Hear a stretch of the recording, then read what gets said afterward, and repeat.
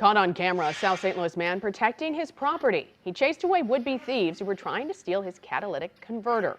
The car owner shared his Nest doorbell footage and his story with our Elise Schoenig. She's now here in the studio with more. Elise? Well, it's a crime that happens far too often, but Danny Bueller was determined he wouldn't be the next victim. Danny Bueller's pit stop for lunch was interrupted by this jarring sound. I was coming home for lunch, had my lunch, was getting ready to lock up like I usually do.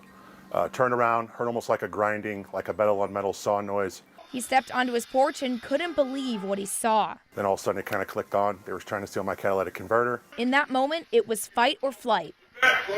Bueller chose fight. Ran down around the corner, startled the guys, gave him a nice swift kick to the ribs. He even tried to reach into the passenger seat of the escaping car. Told him to come back in a few not so nice words and gave a kick to the back door. Precious metals in this is what they are after. St. Louis Hills auto owner Eric James is no stranger to these kinds of repairs. Unfortunately, at this point, I can't put a number on it. That's how often this happens. He says these thefts can cost thousands of dollars. I've had people cry over it. They working constantly, just to make ends meet. James says he's turned to wielding cages around converters to try to thwart his customers' thieves.